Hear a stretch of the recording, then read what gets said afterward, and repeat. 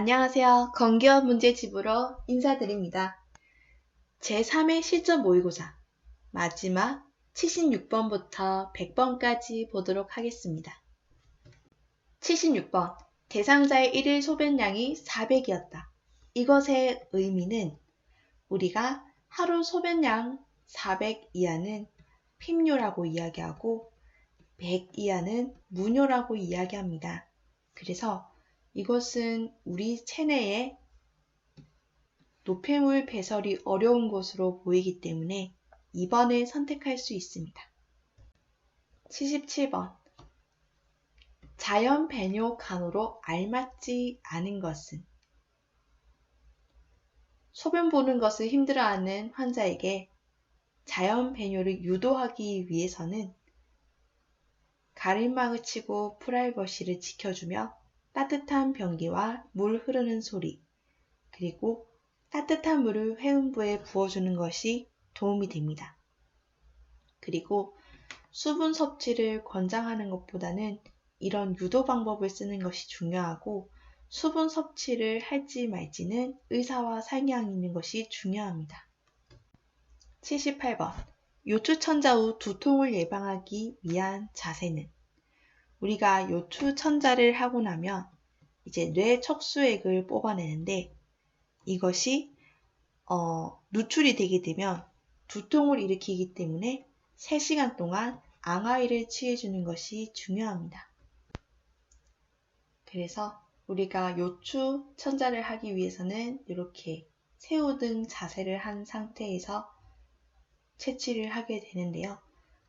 자세를 일으킬 경우에 어쨌든 여기도 침습을 당했기 때문에 뇌 척수액에 누출이 있어 두통을 일으킬 수 있습니다. 그래서 최대한 앙하이로 3시간 이상 누워주는 것이 중요합니다. 79번 도뇨 세트를 씻는 방법으로 올바른 것은 겹치는 부위가 있는 곳은 솔로 깨끗이 씻어줍니다. 그리고 찬물로 먼저 씻은 다음 더운 물을 이용하며 찬물을 먼저 이용해야 하고 물품은 씻어야 합니다. 80번 배뇨장애가 있어 유치도뇨를 할 때 노인 환자에게 외음부 간호를 실시하고자 한다. 그럴 때에는 우리는 배횡와이를 취합니다. 그리고 솜은 일회용으로 한 번씩만 쓰고 버려야 되며 요도에서 항문 방향으로 닦아주어야 감염되지 않습니다. 그리고 소독솜으로 닦아야 되며 차가운 물은 자극이 될 수 있기 때문에 혹시 물로 씻더라도 체온 정도로 맞춰야 되고 소독을 할 때는 베타딘이 있는 솜으로 소독을 해야 합니다. 82번 고압증기 멸균기를 사용할 때 소독기구를 멸균하는 효과를 높일 수 있는 방법으로 옳지 않은 것은 물기가 없도록 닦아 뚜껑이 있는 것은 열어서 쌓아야 합니다.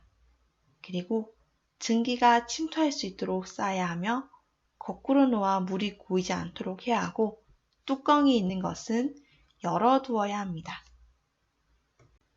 80p 소독한 부위로 가장 거리가 먼 것은 1번을 고를 수 있습니다. 나머지 부분은 소독된 어떤 물품이지만 얼굴은 어떻게 소독을 할 수가 없죠. 83. 사용하지 않은 드레싱 세트가 젖어 있을 경우에는 새로운 드레싱 세트로 교환을 해야 합니다. 젖어 있을 경우에는 오염으로 간주합니다. 83번 4번 격리병동의 병실 관리에 대한 설명으로 적합하지 않은 것은 감염병 환자가 사망한 뒤 병실은 철저히 소독을 해야 하고 귀중품은 보호자에게 보관합니다. 그리고 마찬가지로 매트리스도 소독제로 닦아주어야 하며 감염병 환자 방에 들어갈 때는 마스크와 장갑을 무조건 착용해야 합니다. 그리고 이동에 제한이 없는 것이 아니라 제한이 있으며 이동할 때에는 이제 특수한 어떤 카에 이렇게 실어서 이동하게 됩니다. 세발 침상 시 방법으로 적절한 것은 눈과 웨이도에 물이 들어가지 않도록 수건으로 덮어주고 드라이기는 한 곳만 말리지 않습니다. 머리카락이 엉킨 경우에는 끝에서부터 빗어주며 씻을 부위만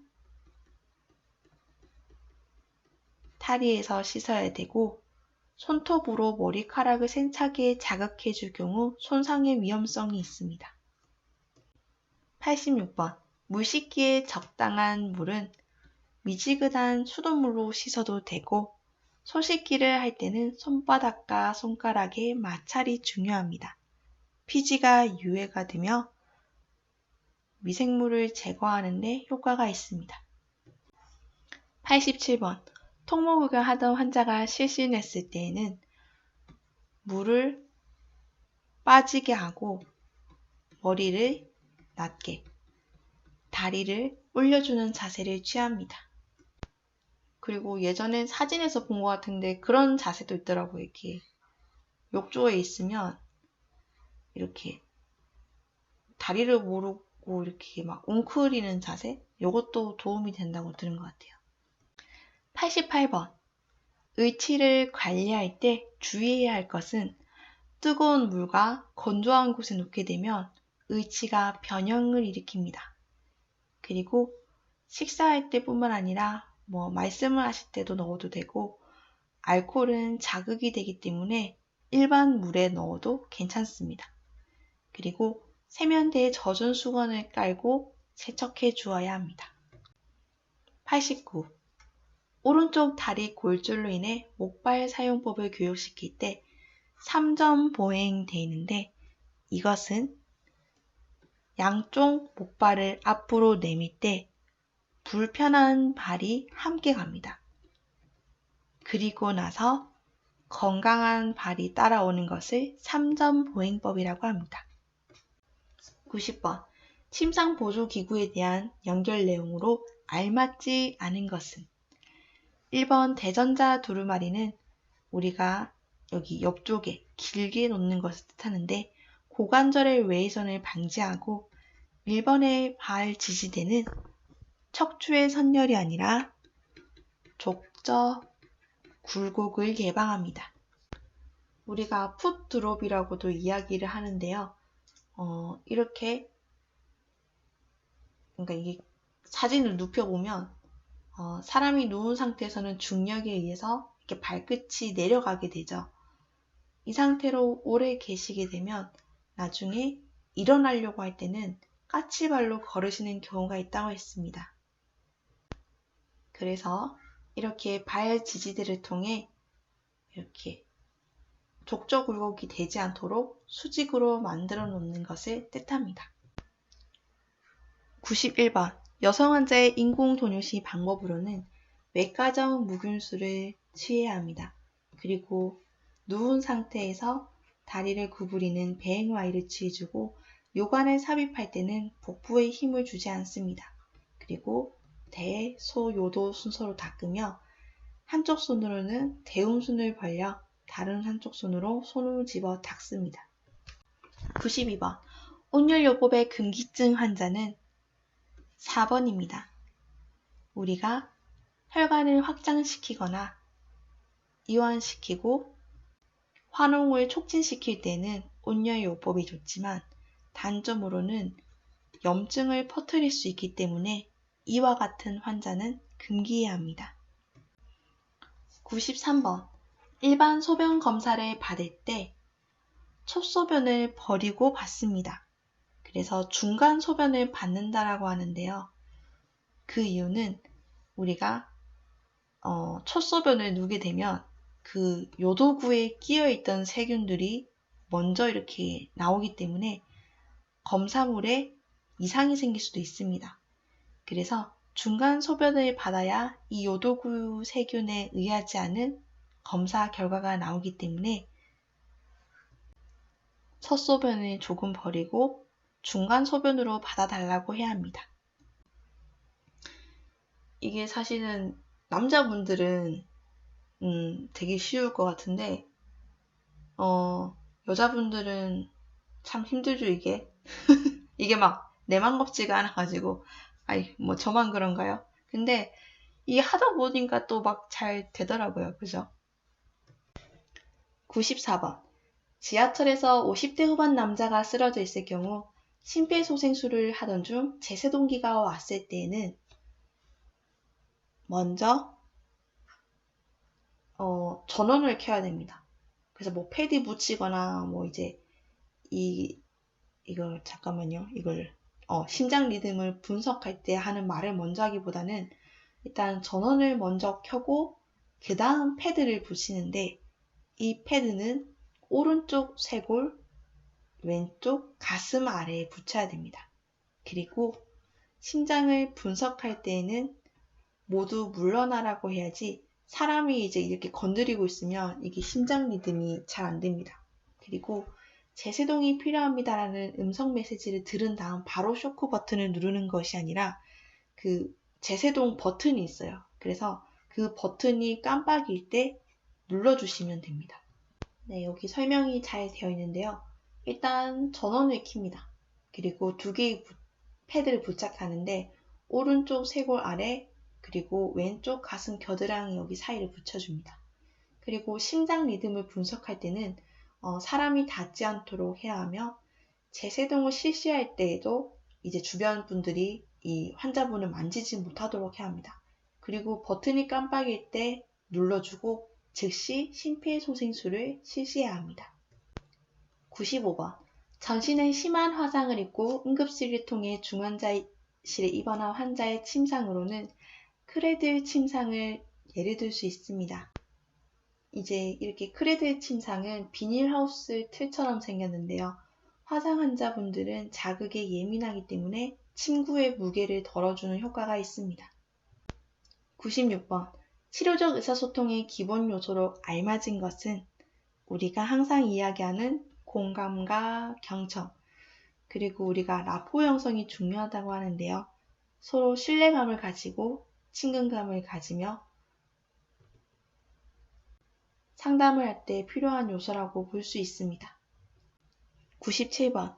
철분제를 복용할 때에는 비타민C가 산을 배출하기 때문에 흡수에 도움을 주고 변비를 유발시킬 수 있기 때문에 고섬유 시기를 추천합니다.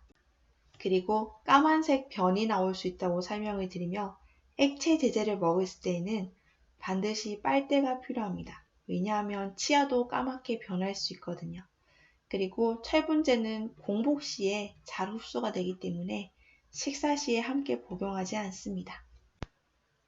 네, 여기 보시면 이분은 그 오렌지 주스랑 같이 드시네요. 오렌지 주스는 비타민C가 많기 때문에 산에서 잘 흡수할 수 있도록 도움을 주어서 이렇게 드시는 것 같아요. 98번. 신생아의 최대 간호로 가장 적절한 것은 4번을 고를 수 있습니다. 일주일 뒤에 떨어지기 때문에 알콜로 매일 닦고 소독을 하며 감염을 예방하고 건조시키는 것이 중요합니다. 99번. 수술 후 병실에 돌아온 환자가 가장 먼저 해야 할 것은 환자가 해야 될 게 아니라 이제 제공해야 하는 간호로는 바이탈 측정이 제일 중요하겠죠. 이제 보통 환자분들은 데이 이브 나이트 때 한 번씩 바이탈을 재지만 수술 환자 같은 경우에는 15분 1시간씩 이렇게 바이탈을 자주 측정하며 상태를 확인합니다. 100번. 100번? 드디어 마지막이네요. 네.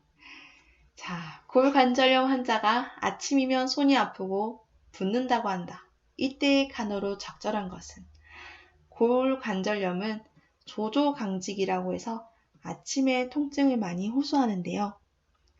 자면서 이제 관절이 강직이 되었기 때문에 이럴 때에는 온요법을 써주면 좋습니다. 우리가 혈액순환을 증진시키고 통증을 완화시키며 이제 관절이라든지 주변 근육들을 이완시키는 효과가 있기 때문에 2번이 도움이 됩니다. 네, 세상에 드디어 이 문풀이 끝나네요. 정말 너무 고생 많으셨습니다. 네, 이걸로 이제 문제로는 마지막 인사를 드려야 될 것 같네요. 정말 누차 말씀드리지만 부족한 강의 챙겨봐 주셔서 너무 감사합니다. 근데 책 구매하신 분들은 아시겠지만 네, 뒤쪽에 요점 정리라고 하는 게 있어요. 그래서 그 부분 또 간단하게 같이 보고 인사를 드리겠습니다. 오늘 하루도 수고하셨습니다.